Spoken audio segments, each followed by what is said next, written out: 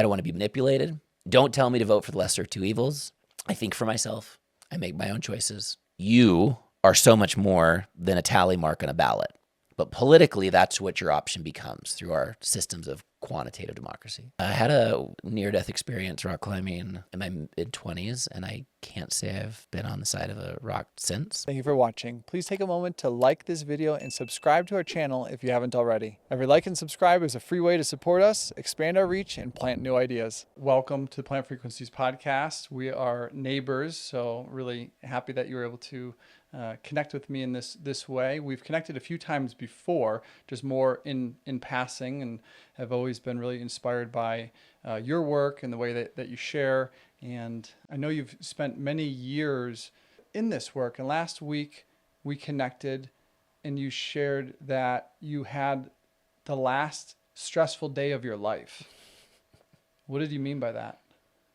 When I was about 25 years old, I got clear that my mission was to create a positive and systemic transformation in American politics.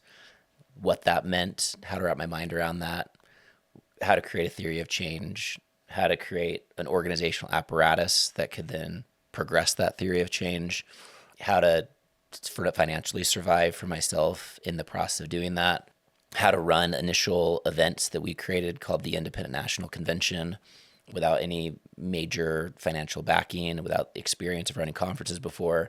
It was a very stressful journey to get to this point. A lot of startup mode, a lot of iterative development, a lot of failing forward. And yeah, there was just a lot of different things that lined up for me last week where some really big things clicked into place. And I was able to recognize that I was crossing a threshold from how everything in my life had been, which kind of felt like pushing a boulder up a mountain, towards I could just kind of feel a tipping point where I could feel that boulder starting to roll down the other side, have its own momentum, not require my effort for every morsel of progress. Not feel like if I lost my footing, the boulder I was pushing up a hill would roll back over me. And so I think when I felt that, I realized that I had the opportunity to enter a new chapter of my political work and my professional work, and trust the team that I built and allow myself to let go of a belief that it had to be stressful in order for it to be successful. And I think that I needed to tolerate things being extremely stressful as a coping mechanism to survive in an environment that was very stressful for a very long period of time. But once different circumstantial elements shifted in a significant way, then I think I realized that what required stress in a previous chapter won't require stress in the subsequent. And the idea of like what gets you here won't get you there. And so it's kind of like an honoring of how much I'd been able to work at great personal cost and sacrifice and challenge. And I have like a tirelessness to me. But if you have tirelessness, then you can burn yourself out, which I did also. So I hit a very deep pit of burnout for myself in 2024. That was a whole process and a whole journey. And despite the fact that I hit a very deep experience of burnout at a nervous system level, I was still not out of the stress zone of everything because I was still dealing with a lot of problems and a lot of variables and a lot of insecurity in a lot of different directions in order to get this to this point. So anyways, all said, I'm choosing for myself that last Wednesday was a demarcation of an entering into a new chapter of my life. And every day since then, I've been celebrating with my wife, with my son, almost like jokingly, like I was like an addict to stress, that like I'm 4 days without stress, I'm 5 days without stress, I'm 6 days without stress. And they didn't believe me when I said that like Wednesday's gonna be the last stressful day of my life. They're like, it seemed totally like random to them that I would say that, but I actually meant it. So a week later, when I have confirm that I am, in fact, 7 days, 8 days into maintaining a stress-free experience, they're starting to believe me. I'm starting to believe me. And there's the future I want to create for myself. Beautiful. Yeah. Where does that belief that things have to be stressful come from? I think there's two different dimensions to that conversation. One is that growing up, childhood, relationship with my dad, what my dad valued, what it meant to get love and validation from my father, working on the construction yard since I was 8 years old, my dad being very stressed, my dad being a general contractor, having a lot of pressure in a lot of different directions, both the pressure of building the homes, working with all the subcontractors, things going wrong, et cetera. Also the financial pressures. You like get a construction loan and then you have the construction loan and then you've got to build the house and sell the house before you run out of the money from the construction loan, like financial dry spells, financial insecurity in the house. So I grew up kind of modeled with stress and conflict and challenge and difficulty that I witnessed. So I think that part of that is, lineage material. Part of that is modeling. Part of that is what you habituate and learn as a child by observing how your parents adult. So when you become an adult, you're like, what we're doing as adults is we're calling upon what we learned about how to be an adult from our parents when we were children. Mm-hmm. So it's kind of like, okay, I'm just going to do things how my dad at a subconscious level, Yeah. In addition to that, anytime anyone's taking on something entrepreneurial and you throw yourself into a domain of creation where you're saying, I'm going to create this, but you don't know how, you've never done it before. You're going to deal with steep learning curves. You're going to make mistakes. I didn't start this with a trust fund or some big exit with a lot of money in the bank. Had no money, like literally none. So, there's been a financial, like kind of hand to mouth, like, can you like stay in the like street fight of keeping the mission on track prior to you having any type of like institutional credibility or anything like that, while like figuring out how to pay the bills, whether it's early stage angel benefactors that are aligned with the work or working side consulting jobs to be able to earn money while staying on track with this, having variables in how to go about this work. And my organization has gone through multiple major restructuring over the last 10 years of like what it's called and what it's doing, what its legal structure is. And so there's a lot of like, oh, I got to work to get from this point to this point, not because this point is some kind of like, oh, I made it.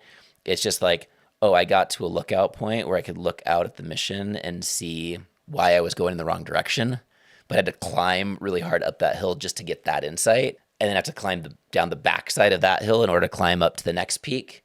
And so a lot of like work to get to a point that was really kind of like a junction that then led to the next thing that then kind of created a new iterative cycle of the organizational process. So creating something from scratch, I think can be inherently challenging. It was for me. So I think a combination of my childhood pattern with doing a hard thing created a very stressful experience for a long period of time. Most people wouldn't take the level of financial risk that I've taken to just like, oh, I'm going to do this as my full-time job and just figure out how to pay the bills in the process. I was willing to do that. Most people aren't married to somebody who is willing to have that type of financial insecurity. My wife was, because she believes in the mission. So that was the journey that we went on. And it's kind of like, starting, like to use an origami metaphor, you have a blank piece of paper, you have like a vision, kind of fold this thing into a crane, and you're like, hey, will you financially support me to create a crane? Someone's like, all you have is a piece of paper. I'm like, no, but just use your vision. If I just fold it in just the right ways, we're going to have a crane, and I folded and I folded and I folded and I folded and I folded. And now I have something more like a crane in my hand. So now asking team members to plug in and asking financial partners to plug in and asking other types of organizational partners to plug in is easier because of the effort that happened in such early stages to be able to get to this point. In other news, because of GMOs, monocropping, and soil depletion, Americans are not getting enough nutrients. That's why in 2018, I founded B Micro, the first freeze-dried microgreens company in the US to help Americans get more natural nutrition in their diets. Microgreens are a phase in the plant's life when they're just 14 days old and naturally the most concentrated in vitamins, minerals, and unique antioxidants. Our microgreens are all grown here in the US and certified USDA organic and regenerative organic. We grow, wash, and freeze-dry them to extend their shelf life from 1 week fresh to over 1 year, allowing us to ship anywhere in the US without the worry of spoilage. We have 2 flavors: broccoli, backed by over 2,000 studies on sulforaphane for its powerful detox benefits, and a blend of broccoli, radish, and red cabbage, our most powerful detox formula that we've tested, giving you the most bang for your buck. Easily sneak these into any meal: eggs, pizza, pasta, or even your kids' mac and cheese. We have whole leaf, powder, and capsule options, so you can choose the way that works best for you. Use code PLANT15 to save at bmicro.farm. I'm also on a path of entrepreneurship and in startup mode for my supplement company, for this podcast. There's a marketing consulting piece to it as well. And one of the things that I'm most grateful for on the path is who it is building me into. It's a bit of like, okay, great, I'm building these these projects, these businesses, but there's a lot of gratitude on who I'm becoming along the way. How have you seen yourself? What does self-growth look like for you? Who have you discovered yourself to be along this 10 plus year journey? Yeah, I think maybe like to use like the statue of David as like a metaphor. It's like David was always in there, and it was just a giant block of unrefined rock. I'm guessing marble. I don't know the block exactly. So in some ways, I feel like this is who I've always been.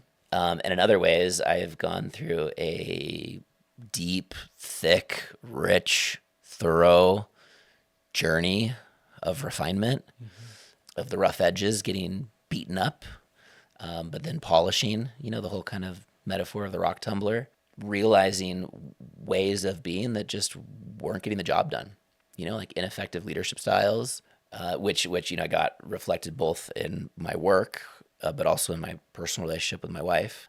So a huge amount of reflection from my wife on how I wasn't being the best version of myself I could be and how I could be a better version of myself. So a lot of support from people around me and my wife specifically. And then there's this journey of like all the ways that you might show up that hurts other people or might be unconsciously toxic or just not getting the job done effectively through poor like emotional regulation, being dysregulated, getting triggered, getting upset, creating fight dynamics inadvertently, fighting with team members, fighting with your spouse, like these types of things that can come up. You start to see the inefficiencies in all of it. And then I think that there's like guilt and shame when you show up in a way that you're not actually proud of. But then I also might have had points where I didn't think that there was like any other way I could have been.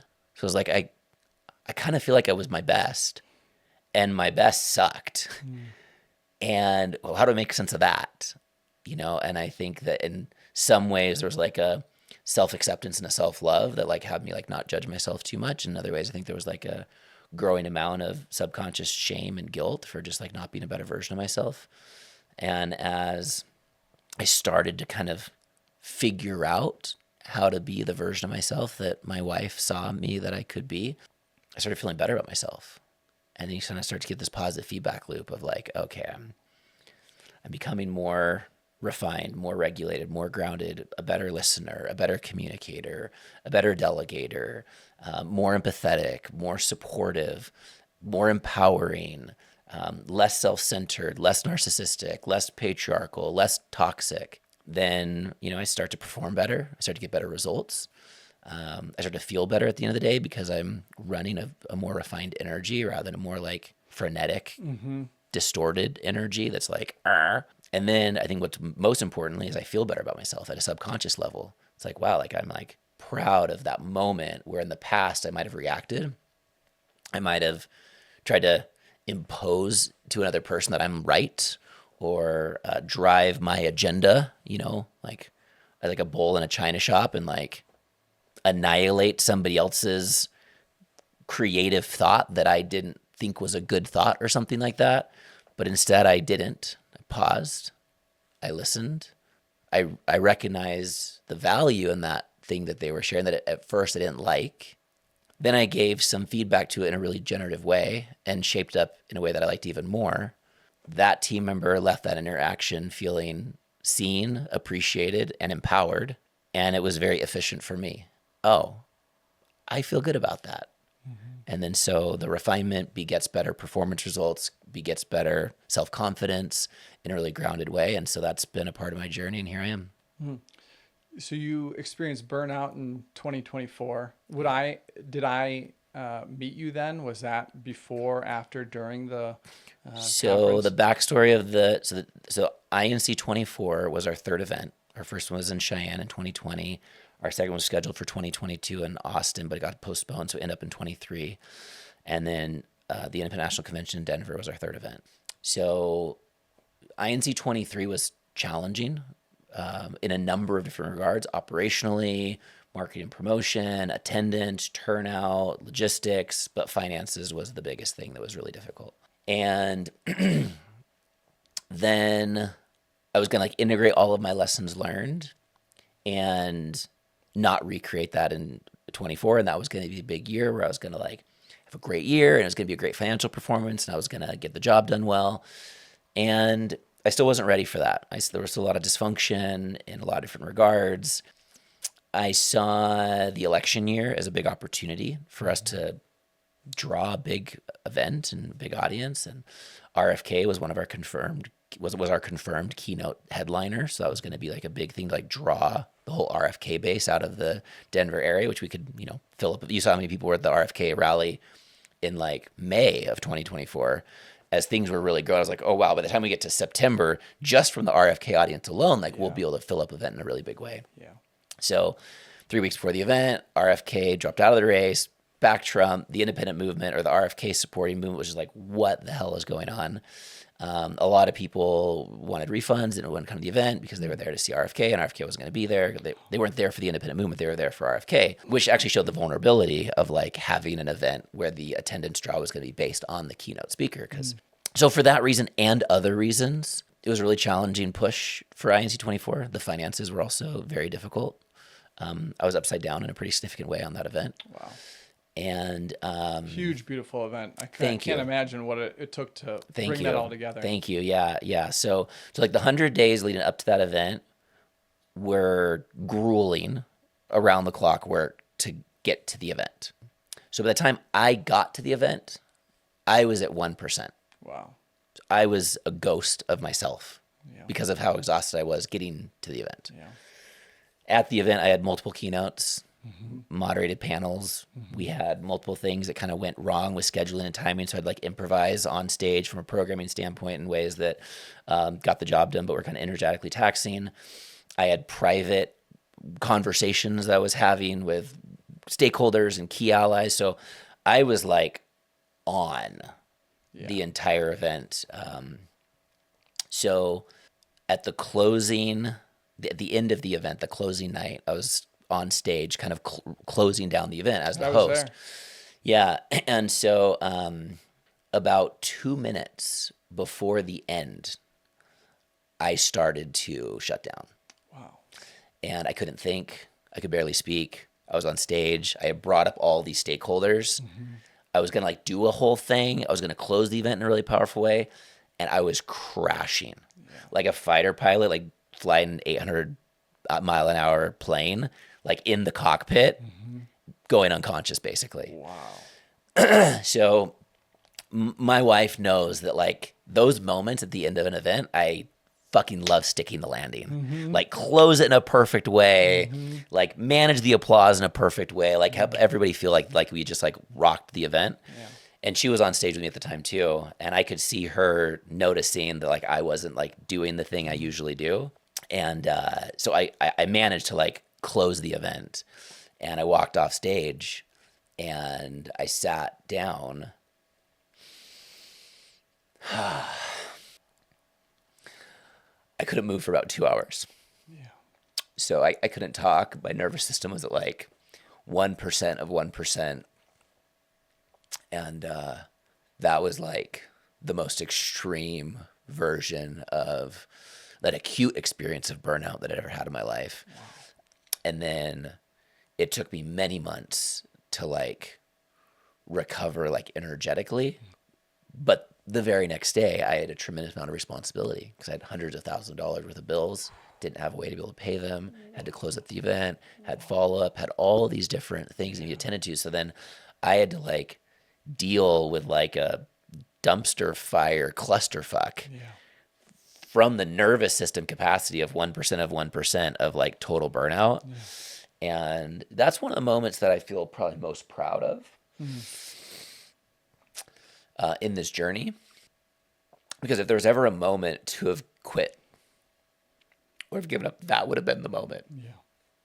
It's not working. Fold up shop. Go get myself a freaking job.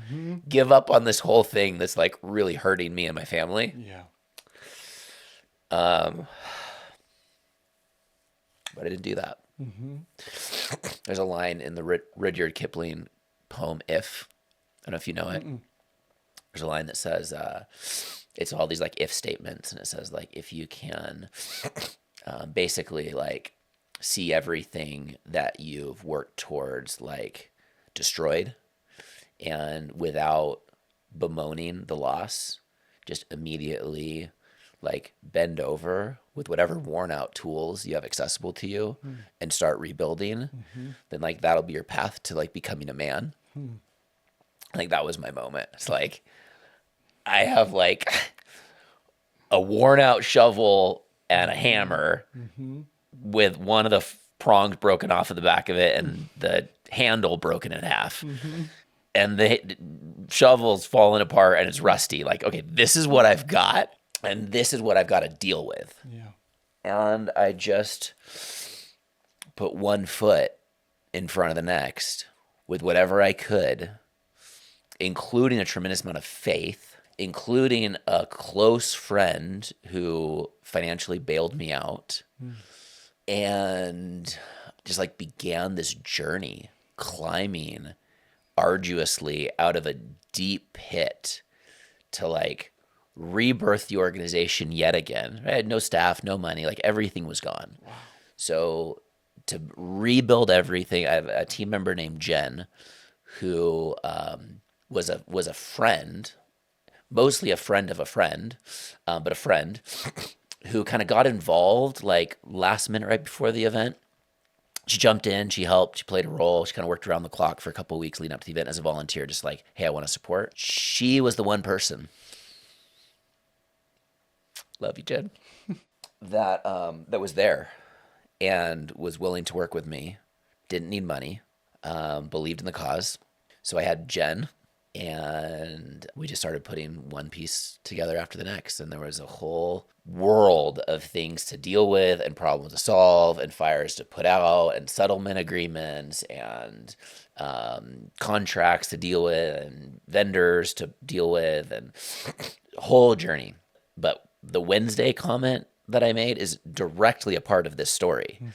So building and building and building and building from like, you know, that pit to level ground to like actually on top of my world and putting a tremendous amount in place while taking another job. So I had financial security, which had a tremendous amount of responsibility. I was an executive of a major company with a lot of change happening.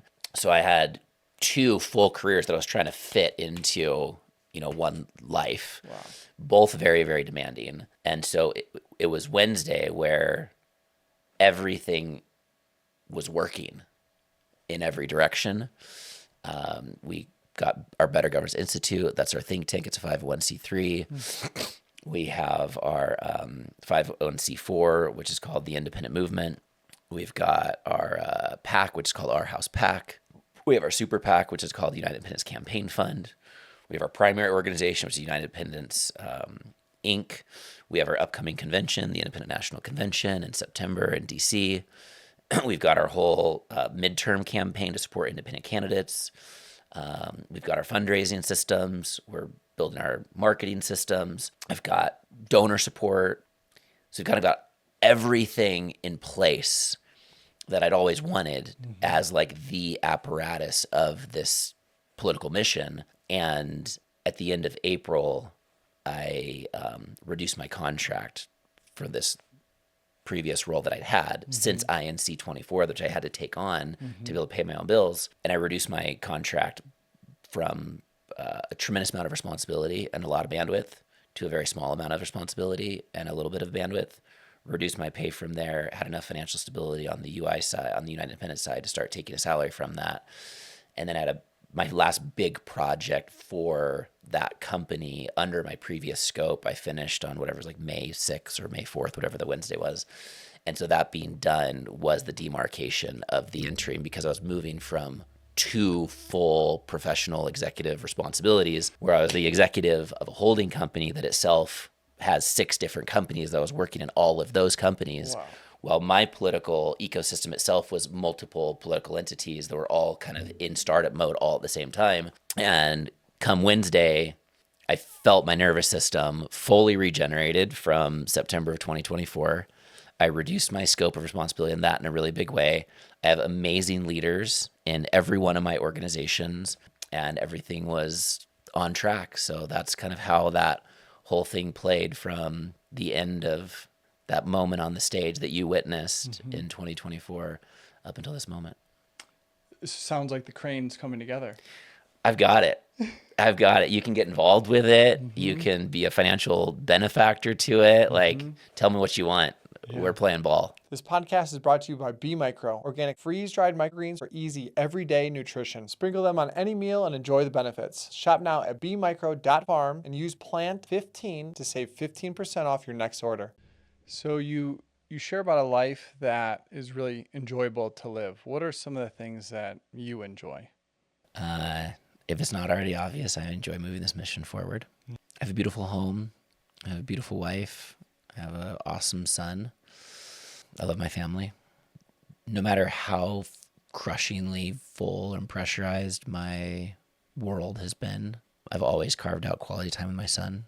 So the older he gets, the more fun it gets. Because like playing with blocks and cars in the dirt is cool, but like now we're like, high-speed go-karts, and we're gonna get into dirt bikes, and he's in wrestling this year. So it's like watching your son like go out and be in full-on combat with another like human on a mat is kind of pretty cool, pretty entertaining. So it's just really fun to be at this stage. I surf, and we surf together. You grew up in San Diego? I grew up in San Diego surfing, yeah. So we'll go on different trips to get a couple days of surfing in here and there. So surfing is one of my personal passions, but then doing it with my son, like, it makes it even more special to like watch him learn and take up that sport. So I think that as Kai, my son, gets older, he's becoming one of my best friends, and we're just having more fun together. And that's like coinciding with like a little bit less stress, a little bit more resource, a little bit ability to put recreational things on the calendar in a way that doesn't feel like overwhelming. My physical exercise is really important to me. So I'll get 2 or 3 pretty solid workouts in a week. That really is important to me. On a better month, I'll get into a yoga class once or twice a month. That's great. I'm interested in like movement style practices. Agility, mobility. I haven't really gotten a lot into that, but I feel like that's kind of where when I have a little more space, I want to get a little bit more into that type of stuff. Balance, flexibility, agility, mobility, all that kind of thing. And I grew up rock climbing. I had a near-death experience rock climbing in my mid-20s, and I can't say I've been on the side of a rock since. Would you share a little more on that? So I was rock climbing with a friend, and it's kind of a longer story, but long story short, I was climbing, I fell, we were on a ledge. He wasn't connected into the wall because you always connect in to the rock if you're belaying the person that's climbing. If you're on like a multi-pitch climb where you're like on the side of a rock face, of course you have to be anchored into the rock to be able to belay. But if you're climbing from the ground, then you're just standing on the ground. You have to like be connected in because you're not gonna like fall off. But this was like kind of a unique situation right in between where we had hiked on a trail. We were not in a multi-pitch scenario, but in order to get to the jump off, to the launch point of this climb, there was like a ledge that had like a cliff below it. So Jeff, my climbing partner, hadn't thought to like affix into the wall because we were kind of like climbing from the ground, but not really. Sure. So I was, 12, 15 feet up. I'd put a couple pieces in. It was a lead climb. And I was feeling insecure about the pieces. And I was not that experienced of a lead climber. And I said, hey, and I thought falling was possible. And falling and having some of my pieces pop was also possible. Wow. So I was like, hey, Jeff, are you connected into the wall? He's like, oh, no, I'm not. I was like, go ahead and do that. So he takes a piece. He puts it in the crack right in front of him. And a couple moments later, I fell. All of my pieces popped. Whoa. I landed on top of Jeff. Jeff and I bounced off of the cliff that was on the backside of this ledge that we had started this climb off of. And I'm hanging down here. He's hanging here. And we're both hanging from the piece that he had just moments before put in the wall. So that's just like an example of like, I didn't end up in the hospital, but I watched my life flash before my eyes and I realized like, wow, this isn't a joke. And I never really had a big fall with rock climbing. So I was kind of in the bubble of like, oh, nothing bad's really going to happen and everything's fine. It's not that big of a deal. But I was like, oh crap, this is serious. So anyways, that's kind of a part of a longer conversation of how all these different near-death experiences actually kind of woke me up in a particular way and helped me to feel like I was living off of borrowed time. And that if some power that be didn't want me here, I wouldn't be here because I had like failed on the like make rational choices track. But somehow I feel like my life was kind of preserved. And so that's part of my kind of origin story, what led me to dedicating my life to service and this political work being the expression of my service in the world. So that's that. And anyways, to answer your other question too, I love dirt bike riding. I rode dirt bikes as a teenager, and my son and I are just starting to think about getting dirt bikes between him and I so we can go on like rides and stuff together. So that's like a really special full cycle thing that's like, you can only do that when things are working out. You've got a little bit of financial resource. You're not stressed. You can, so it's like, it's evidence that things are starting to shape up in a better way. If I can be like having a conversation with my son about getting dirt bikes and like going on dirt bike trips with him. Beautiful. Yeah. And I know you have a self-care practice, one of sungazing and nature walks. Would you share a little on that?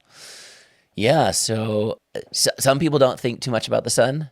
To me, I think it's like unbelievably amazing. It's like this giant nuclear fusion core like suspended in the center of our solar system that enables the solar system to even exist through the gravity of it and the planets and the orbits and the light and the photons. And so it enables the whole plane of our physical existence to exist, let alone it's like gorgeous. Like if you've like really noticed, it's like golden and beautiful and brilliant.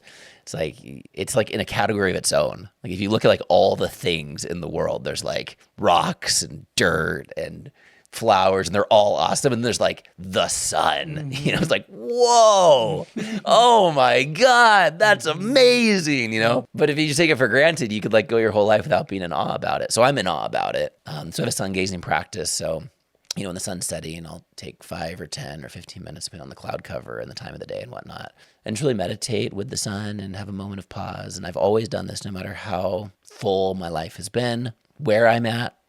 If I'm in some apartment building somewhere, I'll go to the roof and find a view. I don't let the sun set just kind of pass me by. I'm always very aware of the time that it's setting and where I'll be during that time. And it's beautiful. And like, I'm not a scientist that's proven this, but what I've heard, is that during the window of the sun setting with your eye gazing, you can actually receive photons from the sun right through your optical nerves. You can receive energy, like you receive energy from the food when you eat through the chemical energy in the plants and animal products. But when you're watching the sun set, you're actually having an energy meal by digesting it through the optical nerve and bringing it right into your nervous system. That's kind of cool. Do you also believe that information can be downloaded from the sun? I really appreciate asking that question because I don't know if I've ever talked to anybody about this before, but yes, I do. I do too. I do to a pretty major degree. So yeah, so I'll just sit there with the sun and just let it inform me. Information. It's the code that allows something to come into form. So I would be somewhere between a basket case and non-existent without my sun gazing practice. Like it is a very important part of my spirituality. And how do you think of a sunrise maybe compared to a sunset? Why the sunset? You're gonna have the same effect either way. So it's just that like, I'm usually a late nighter. So I might not be around for the sunrise every morning. I still wake up early, but just not for the sunrise. And I usually wake right up and get into stuff and get my son to school and all that kind of a thing. So the sunset's kind of a more natural moment in time to pause for me. But yeah, as my life gets less crazy, I might get to bed a little earlier. I might get a sunrise and a sunset in. That would be even better. If you're getting information, if we get information from the sun, and that's part of a spiritual practice, where else do you believe that we get information from? Where does intuition come from? Where do these like knowings come from in your life? Yeah, we just bang turned right into some deep material. I think people can only handle so much politics. Okay, I will say there's a couple layers to that conversation. I think the most pragmatic layer is that we're processing a tremendous amount of information at a subconscious level. So there's things that we might not be consciously aware of that we're processing at a subconscious level. So our brain, our nervous system, is generating information that it delivers to our conscious awareness in a way that feels like intuition, but is really just one part of our nervous system giving information to another. I think that's really real. I think it's pragmatic. I think that's how a lot of people's downloads happen, is because their subconscious was just processing something in the background and then delivered something coherent to the conscious to be able to be like, oh, that's an amazing idea. I got a download. It came from somewhere. So no, you're subconscious. It came from you. Like, you're very intelligent. Like, good work. You figured that out and you were right. Awesome. In addition to that being the case, I think that the fact that we're in some type of quantum field is kind of an inarguable point at this point. So, quantum entanglement, you have, quantum physicists who believe that like the information of the entire universe is like stored within the Planck of every like subatomic element. It's all information, right? That back to the origami thing, that we're just like kind of like there's not like matter's not really what we think it is. And it's just kind of little shards of reality kind of folded upon themselves through the information. And so in that regard, I think that we are the universe.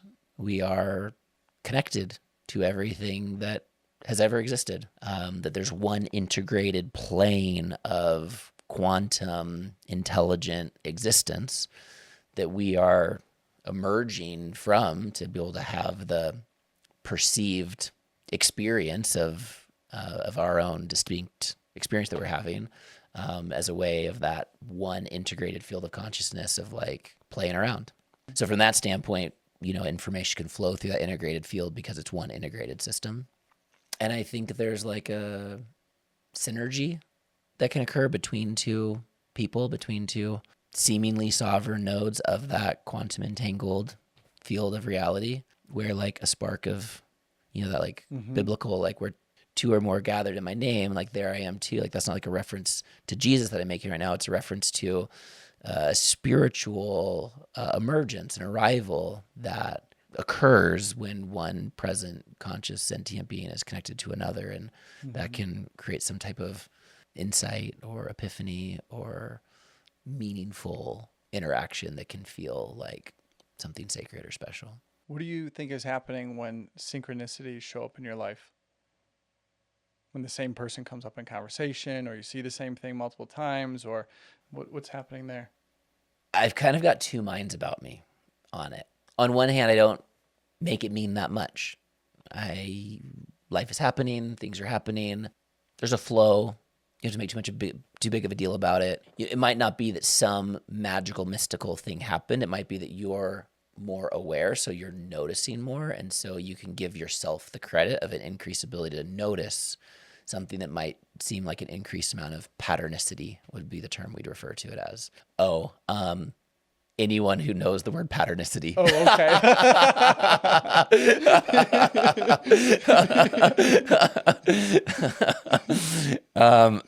There's a few out there. Shout out to those guys. There's a couple. Gals. Totally. And then on the other hand, I kind of believe that it's all one integrated experience of God consciousness that we're a part of, and that we're creating our own experience of reality through our intentions and through our consciousness. And so the more like honed in we are in ourself, in our sovereignty, in our spiritual agency, the better of an experience we create for ourselves. And so things are more smooth, and things are more in flow, and things are more emergent, and things require less effort, and things present themselves, and you move from like trying to like make things happen to just like shaping things happen as they emerge, and that we can set really strong and clear and direct intentions. And while we can't exactly control exactly how they come to be, I've seen over and over and over and over again that the intentions that I've set have emerged in seemingly miraculous ways. Was that me just simply persevering and producing that outcome? Maybe. Was it a quantum entangled expression of reality, of an intelligent reality responding to that intention? It seems that way sometimes. Either way, I'm having a good time. Good. What does intention setting look like for you?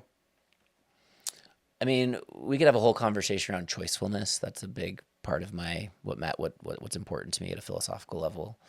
I would say that intention, or setting an intention, is coherently choosing within yourself something that you want, something that you desire, and holding that belief that that desire can be fulfilled persistently, and speaking in a way that you use your words to increase the chance that that emerges, because you talk about it, because you make connections, because you find out who else is aligned in producing this outcome. So you're using your words, and that the use of the word enables action, individual action, which usually in some regard results in some type of collective action. Two or multiple people take some type of integrated action that has some type of creative force that then makes that outcome come to be. So choosing what you want, holding that choice persistently,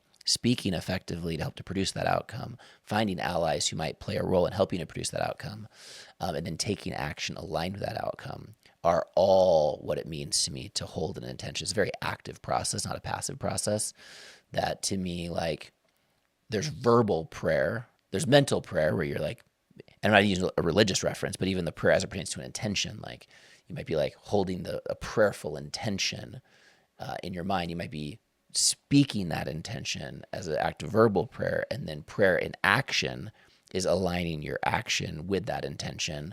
And then it turns out that some combination of holding that thought, speaking it, taking action aligned with it, and some type of seemingly responsive, intelligent reality responding to all of that produces that fulfillment.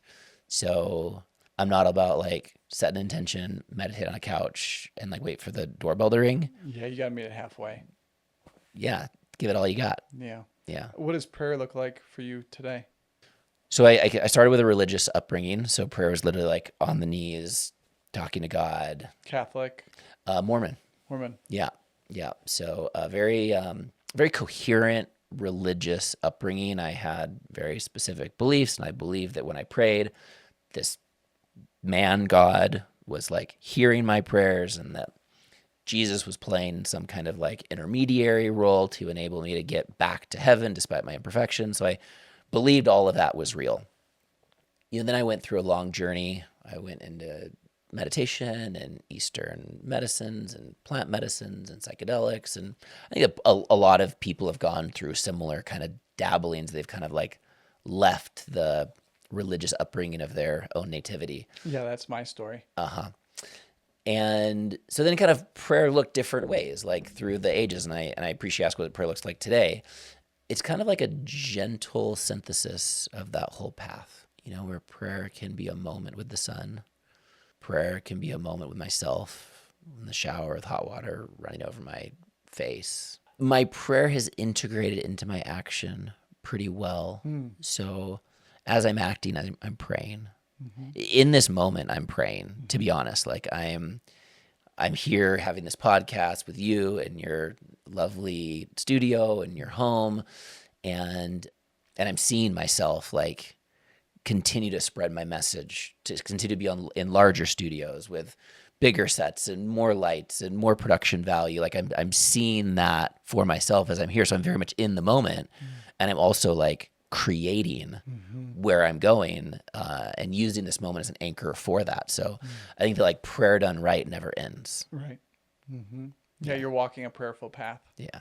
That's beautiful. Yeah, I do my best to be in this prayerful way. It seems like it's a lot of preparation. It's like an incredible amount of attunement to be like really with you, and then just to see what drops in, like what touch moves and inspires me to show up next. Anything else that you'd like to share or make sure that we cover? No, I think, I think to come back to some of the practicals, if the political message resonated with any folks in your audience or anyone listening to this, we have an event in September called the Independent National Convention. I plan to be there. Would love to have you there. Fantastic. So if you're a raving fan of this gentleman, then come and join him at the INC. A lot of people have heard about the Republican or Democrat National Convention. That's a normal part of American kind of history and pastimes and culture. So I invented with some other collaborators and founders the Independent National Convention. So we ran the first in 2020, and then several since then. I mentioned those earlier in the podcast. So this will be our fourth event. It'll be our best event so far. We're bringing it to DC. That itself is a prayer. The entire event is a prayer. We're right on the Washington Mall, right? So like literally the White House is right next to JW Marriott. The Washington Monument is right in front of us. The Lincoln Memorial is right over there, and the Capitol building is right over there, and you can see all of it from the rooftop of our venue. So we are right there, and so we're bringing that prayer, that embodied action, that conviction, like everything spoken, everything that I speak from the stage at that event will be a living prayer. So if you want to be a part of that prayer, as modern patriots reclaiming our nation, not giving up on it, and believing that we can move from commonplace corporate capture to real representation, come September 23rd to 25th. And, we're always looking for the right financial partners. So if anybody's listening to this that feels inspired by this and wants to get involved and support and enable it to happen, then you can reach out to me. What's firing those financial supporters up? The ones that give, maybe what are the top three reasons that people are praying in that way? Yeah, exactly. So my average donor isn't the like typical political donor that writes checks to political candidates. My typical donor is somebody who is kind of what I'd call like systems change aware. They understand that we don't need like incremental modifications to human civilization. Like we need like deep systemic transformation. And then they might be involved with some type of systemic transformation work, whether they're involved in like the kind of like plant-based psychedelic renaissance or Web3 emerging technology solutions or climate tech or other types of things. So people that really know that the world needs to change in a fundamental way, I would say is a defining characteristic of my donor. And most of those people have never heard of a coherent theory of change for political transformation. And I still haven't heard of one other, by the way. I'm the only person that I know that's like, if we do this, and this, we're going to get a transformed republic. So telling a story of what's possible. And I've had probably about $500,000 worth of donor contributions in the last 6 months or so. Now we're talking. That's meaningful, right? That's meaningful. Yeah. And it needs to keep going. Yeah. But it's like we're moving somewhere, and I can like hire staff with that, and I can stabilize the situation. And so it's really sweet to find somebody who has resources, who knows the world needs to change in a fundamental way, who doesn't have a vision on political change, who I can initiate into seeing a vision, and then they have the opportunity to allocate some of their resources as a part of their contribution to the mission. And then we become partners. They might just write a check, but now their energy is in the movement and in the mission, and now we're doing it together. How do you describe the independent movement? Political independence has been a non-defined concept for a while. We are defining it. The way I like it to be least referred to as is like somehow this third party thing. Like a lot of people just kind of erroneously think that there's a thing called the independent party. So there's like the Republican Party, the Democratic Party, and the Independent Party. There's not an independent party. There's people who are independent from the two major parties. So it's better to refer to independence as anyone who's not necessarily bolted on to one of the two major parties. They're independent from the primary political machinery. If you see the two parties as some people call it a uniparty, some call it a duopoly, some people see that they serve the same interest with a different kind of like jersey, a different kind of like moral narrative, but ultimately like financial industry, military industrial complex, pharma, like is driving the whole thing regardless. Then independent could be someone who sees all that and says, I'm independent from that. And we have, I think I mentioned earlier, 10,000 people a week that are declaring their independence from the Republican or Democratic Party and becoming independent. But that is what I call a negative definition. Independent is defined by what you're not. You're not a part of one of the two major parties. We need to go deeper than that. We need to go more powerful than that. We need to go more profound than that. And so I call upon the historical inspiration of the independence movement from the founders of this country declaring independence from King George III in Great Britain. To be an independent, I mean, I don't think they used it as an identity frame at that time, but if you just kind of take today's reference and apply it to that moment in time, to be an independent was someone who was saying, we are declaring our independence from the status quo in a fundamental and transformational way. And from the vantage point of that independence, because I wrote that Declaration of Independence, you now no longer control me because I said so. Sure, I've got to go through the work of asserting that independence, aka Revolutionary War, but I am going to declare my independence and then I'm going to assert my independence. So if you bring that level of profundity into this current moment, then that's somebody saying, I don't want to be manipulated. Don't tell me to vote for the lesser of two evils.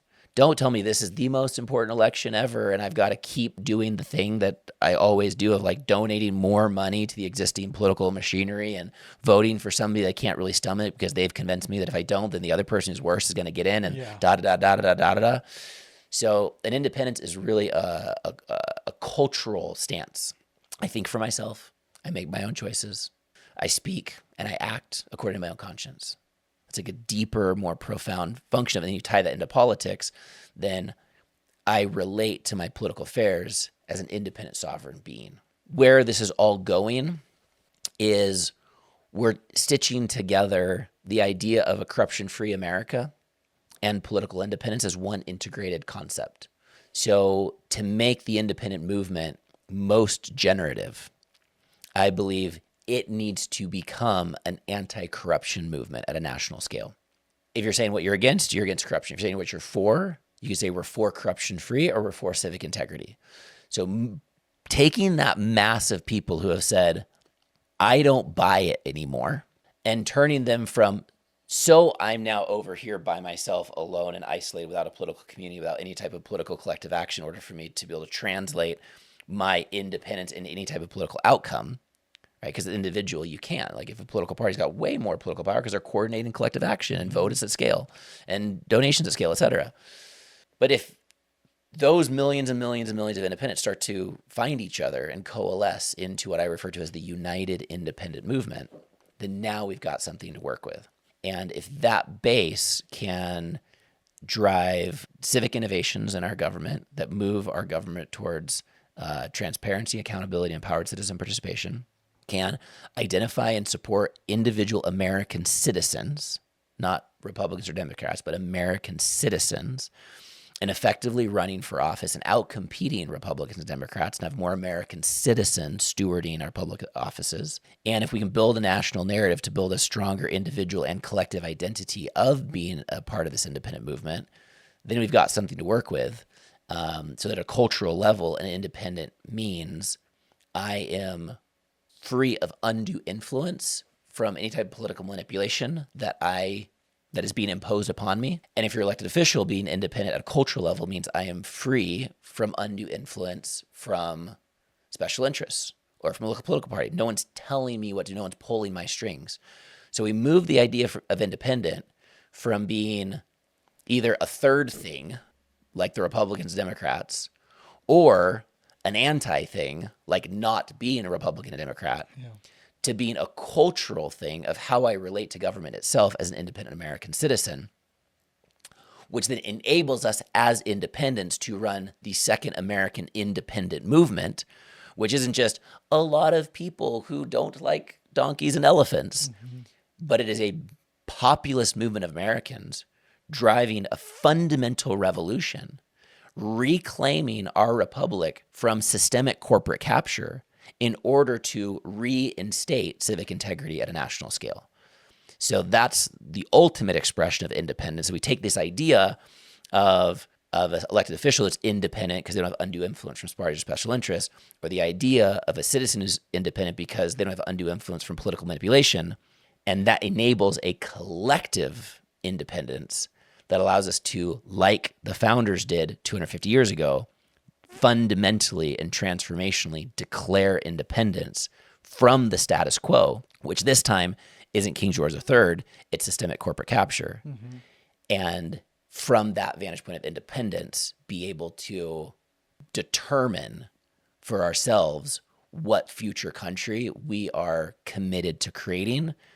And then, like the founding patriots that asserted their independence with the Revolutionary War, we assert our independence through a nonviolent revolutionary process of plugging the holes in our nation that allow special and corporate and specific interests from being able to control public institutions.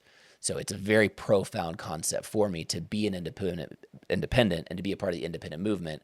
Doesn't mean we just like start to get a couple new people elected who aren't wearing a red or blue jersey, but it's that we are driving something akin to a national revolution, which is the threshold crossing from democracy 1.0 to democracy 2.0, which is a natural moment in time. I think the 250-year anniversary of the founding of our country, to say, how do we get here?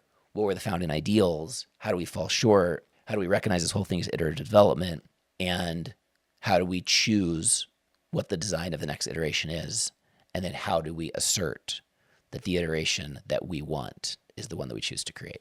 This podcast is brought to you by B Micro, organic freeze-dried microgreens for easy, everyday nutrition. Sprinkle them on any meal and enjoy the benefits. Shop now at bmicro.farm and use PLANT15 to save 15% off your next order. What does the independent team look like today? Like at a national scale? Yeah, maybe some names that people might recognize that are supportive of this movement, either from a political standpoint or otherwise. Yeah, I mean, you've got a lot of different players, right? So you've got like organizations like No Labels, which you could call kind of like an independent political organization. You have the Forward Party, which is like the emerging political party to help to organize independence. You've got leaders of other non-duopoly parties like Libertarian Party and Green and others that are a part of the independent movement and leaders of those organizations. You have different former candidates and elected officials, like Dennis Kucinich was a Democratic congressional rep for many terms, and then he decided to run as an independent to be able to really champion the independent cause. He didn't win, but like he's like an example. There's other dominant candidates in this election cycle, like Dan Osborne and Seth Bowden, both running for Senate in Nebraska and Montana, respectively. There's gubernatorial candidates that are running in major governor races this election cycle that could have winning outcomes. So we're starting to see larger candidates at the state and the federal level get more visibility and more traction. And these are some of the team, to use your term, or the players in the space. You have influencers like Paul Rykoff, who's starting to get more and more traction and media coverage and visibility. And he's been championing this cause for a very long time. His podcast, I think, is called Independent American. And he's been doing that for, I think I saw some reference to like his 520th episode or something Wow. like that. So these are people that have like really been at it for a while. And, our organization is a major player in that. So we are the convener. We are the only national event for independence across the country. I have personally curated, probably 70 different panels at my convention. So we've brought together hundreds of different organizational leaders and influencer thought leaders in the space. And I think every day that goes by, there's more people showing up, right? RFK, was like there for a big minute as like a player in the independent space, and he no longer is exactly in the same way. What does that shift look like? So he was a lifelong Democrat. Yeah. Tried to run for president as a Democrat and wasn't able to Wasn't do able that. to do that, yeah. So went independent, and Tulsi Gabbard has a similar story. Yeah. Went independent. Now both of them are on what would you call it? Trump's cabinet. They're part of the current administration. And So then how does that look if they're like, hey, we were independent, but now that we're on this team or this group, now we're not independent? Or are they independent working within the? I mean, RFK was, I would say, was never really a strong independent presence. I think that his presidential campaign pragmatically became an independent campaign. I think the slogan of "Declare Your Independence" kind of became a slogan of the campaign, but he never really presented himself as a leader of the independent movement. He never really championed the independent movement. It never felt like he was building like durable movement building infrastructure for the independent cause. So I think that the shift from a Democrat to an independent was more pragmatic rather than like his driving personal ethos. And then I think his shift from independent to being a part of the Trump administration was also pragmatic. And I think that his intents are good. I think that what he's aiming to achieve is improving health outcomes for the country and the world, and the general culture and paradigm and policy around how we approach agriculture and food and medicine and all these different pieces. So I really think that he's a champ. I think Maha for him is like more an appropriate frame, that he's here to make America healthy to the best of his ability. He's not here to like be an independent or champion the independent movement. So that's just an example on him particularly.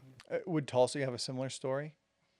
It might be similar, it might be slightly different. I don't pretend to be an expert on Tulsi Gabbard. She was a keynote speaker at INC 23, so I've met her and I've had her speak on our stage, and I appreciate her. And yeah, there was a kind of a conversion process from Tulsi. It's pretty easy to track from her Republican or Democrat origins into an independent space, which I think gave her more political flexibility to potentially align with Republican, conservative, right-leaning administration, and she's done that. And I think she does that in good faith to champion freedom and champion justice, and that was her path towards positioning herself in her career to be able to create a position of national leadership and impact. So you spoke to your polling app. How else do you see technology playing a part in the independent movement and just the future of our government? I think the most profound thing I can say is that AI enables us to undergo an evolutionary shift from quantitative democracy to qualitative democracy. Quantitative democracy means I have to reduce what matters to me politically into a tally mark, a vote, a quantifiable element that can then be counted. So you are so much more than a tally mark on a ballot.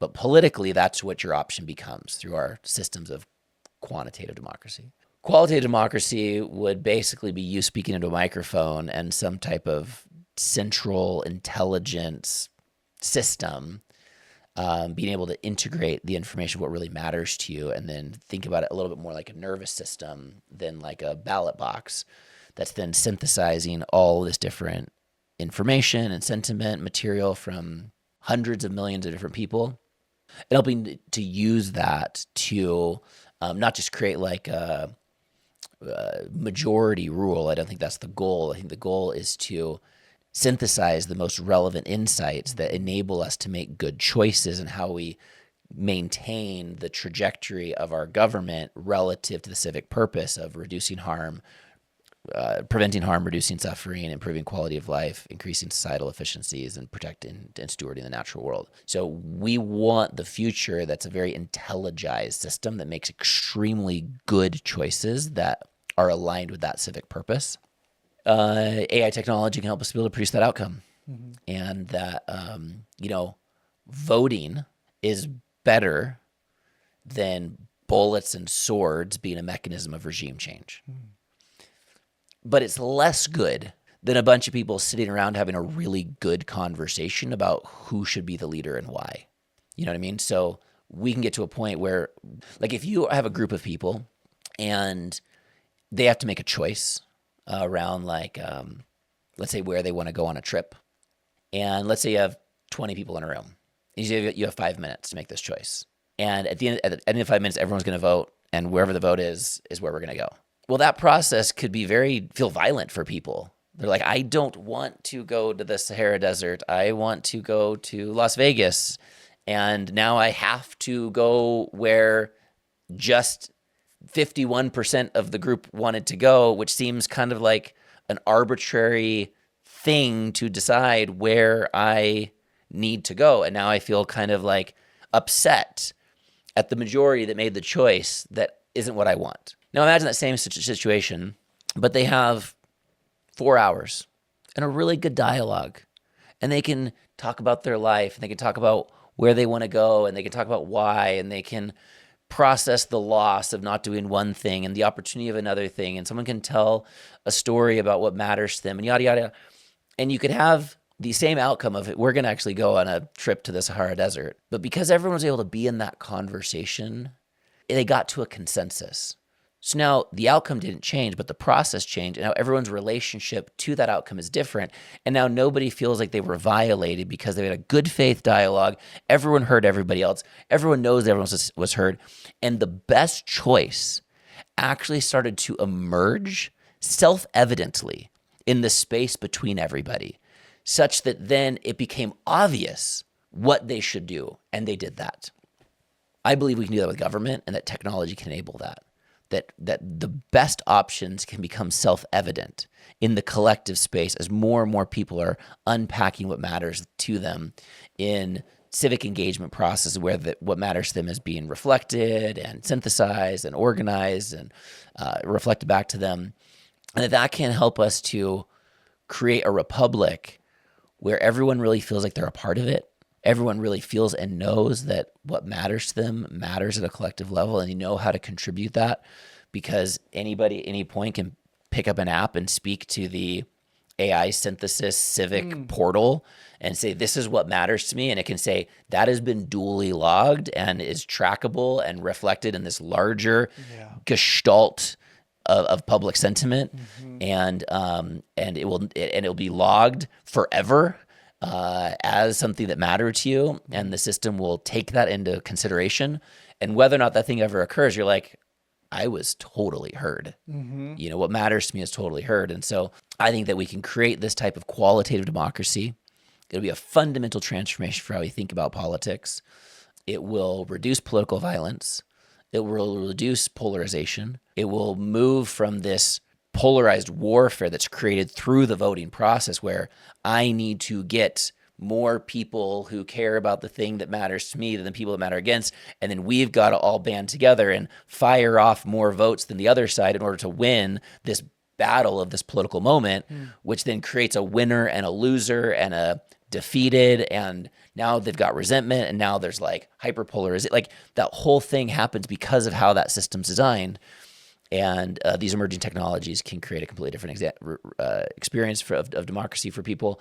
And lastly, emerging technology can help to create a hyper-transparent situation for government, where every dollar goes, where every decision's made, tracking everything, following the money, following the votes, following everything, so that being able to get away with representing special interests rather than constituents just becomes like a complete thing of the past. It becomes like technologically impossible. Trust is good. Trustless is better. So political systems that leverage technology, that have people not have to trust their elected officials because everything is so hyper transparent, and smart contracts and integrated, technologically reinforced processes of accountability will be the technological infrastructure that will enable this new paradigm of a corruption-free America to be. Chris for Life, thank you so much for your time, for doing this work. Anything else that you'd like to leave us with? It's been a pleasure to be here. Thanks. And where can people learn more about you and your work? UnitedIndependence.us is our main website, and that's independence plural. It's funny, I probably don't want to spend the rest of my life explaining that, so maybe we need to change the URL. It's TS, United Independence. I'm sure there's probably a We'll link put it on you the can screen, put, we'll yeah. link it, we'll make and, it really easy. But I think the main thing for people this year is to consider coming to the Independent National Convention. That website is independentnationalconvention.com, and that's in September. And we'd love for you to come check it out and connect to the community and get a sense if this is a place that you want to see as a political home for yourself. And if you're looking for systemic transformation, if you know that the future of our political system isn't going to emerge because Republicans beat Democrats in election cycle, or Democrats beat Republicans in election cycle, if you know that there's a deeper change that needs to happen, and you want to find a community of people who also understand that and are willing to do something about creating that outcome, then come to the event and you'll find your community, and we can go from there. Great. I'd like to offer you a gift as well. So I have a natural products company. I know you had a natural products company for a little while. Yes, I did. As well. What's it called? MediHealth? MediMeals. MediMeals, excuse me. Maybe just give us a minute on that, and then I'd love to give you. When I started studying nutritional therapy just as a hobby, I came to realize that you could reverse cardiovascular disease and type 2 diabetes with nutritional therapy. People just literally eat their way out of these chronic diseases that, by the way, their doctors told them that they would never be able to heal. Mm-hmm. So it's like back to the whole thing of like the frustration, right? So somebody has diabetes. Their doctor says you will have it for the rest of your life. So you have to take insulin. Yeah. And then after you take insulin for a while, you're going to have other cascading issues. You have to take this and then take this and take this. And then your toes are going to fall off and then you're going to die. Or, with a 14-day nutritional therapy protocol, you can start immediately reversing your diabetes. And within a couple months, you could not have this issue, because even what diabetes is, most doctors don't even understand, because the health systems don't even teach them effectively what it is. Because if they understood what it was, they could teach their patients how to not have it. Anyways, when I realized all that, I realized, let's create a company that could make it as easy for doctors to prescribe meals that would reverse disease, that is to prescribe drugs. There's no learning curve, no grocery shopping list, no anything. Just get meals delivered straight to your door, put them in your mouth, and reverse your disease. So that's food as medicine. Straight up. Mm-hmm. Yeah, so that's Beautiful. What we created. Well, we have a few synchronicities, and starting a natural products company is one of them. So I'd like to gift you some microgreens here. Okay. Are you familiar with microgreens? Yeah, but please feel free to break it down for me. So it's a phase in the plant's life when they're about 14 days old, and naturally the most concentrated, and vitamins, minerals, nutrients, all the good things. We do brassicas, so broccoli, radish, red cabbage. Those are known as the kings of the microgreens, because they have very unique antioxidants. Maybe you've heard of sulforaphane. I haven't actually. It's a very powerful antioxidant, and there's a lot of studies around it, over 2,000 studies to help people detoxify in different types of ways. And so we have a broccoli blend there. That's the green one, and that's very popular. That's our most popular. But then we have come up with a blend of broccoli, radish, and red cabbage that's about 3 times as potent at helping the body to detoxify itself. We have an antioxidant factory in us, and this is the most powerful fuel that we know of to help the body produce its own antioxidants, which are good because antioxidants pull out poison.